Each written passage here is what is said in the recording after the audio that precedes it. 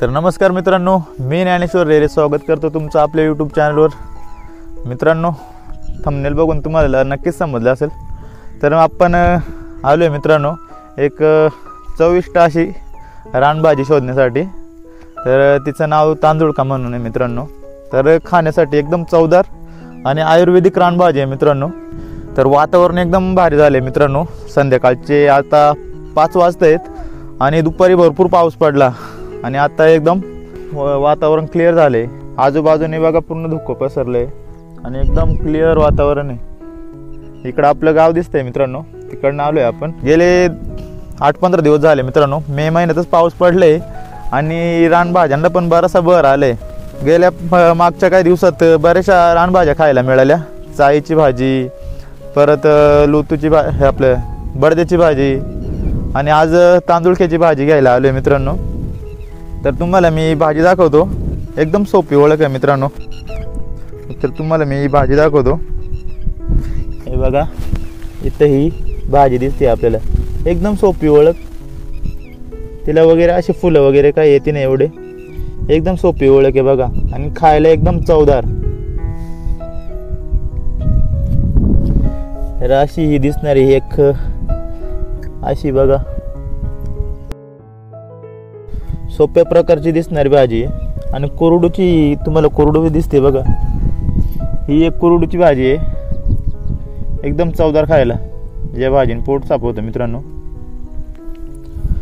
रानभाज्या नेहमी खात जा मित्रांनो, कारण रानभाज्यामध्ये एवढं काही आपल्या शरीराला आरोग्य मिळतं ना मित्रांनो, ते इतर भाज्यातून ज्या मार्केटमध्ये भाज्या मिळतात ना त्या भाज्यातून तर अजिबात मिळत नाही।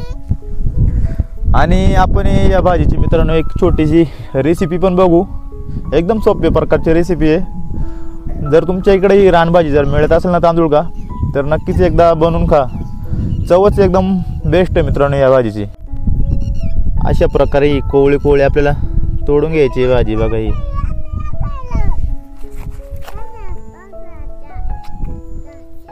या सीझनला नक्कीच खाल्ली पाहिजे मित्रांनो ही भाजी।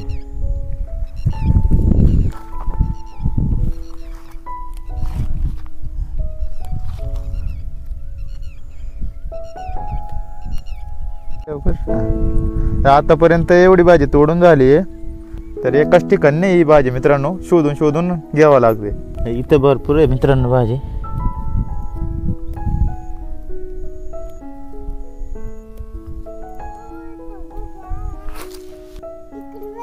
काय पाखराचा कोंडा, पाखराचा कोटा, हा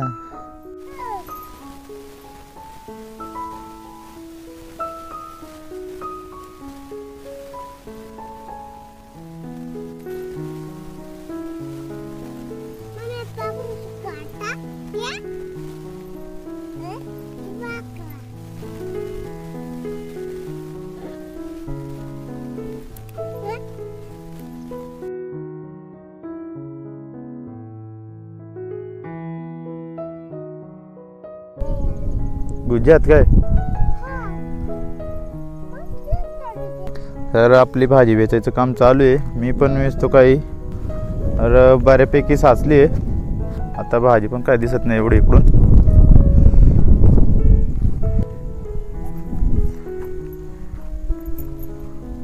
तर एवढी साचली आहे, हिची शिजून एकदम थोडीशी होईल, तर अजून साचवू आम्ही। आपल्याला बऱ्यापैकी भाजी मिळाली आहे आणि पावसाचं पण वातावरण झालंय, ढग पूर्ण भरून आलेत। तर आता घरी निघायचंय, तर आता घरी जाऊ आणि आपल्या या भाजीची छोटीशी एक रेसिपी बघू। हे बघा मित्रांनो कसं वातावरण झालंय, एकदम पाऊस पडायल्यासारखं। पिशवी आणली आहे, ते पिशवीत भरून घेऊ आपण।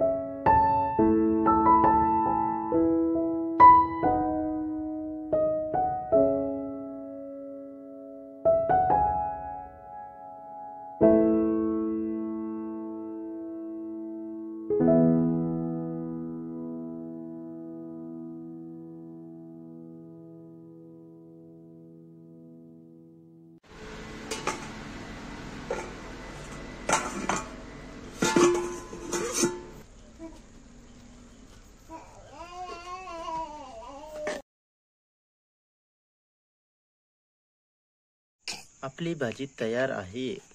आपल्या भाकरी बरोबर. धर भाजी भाकर. धर ना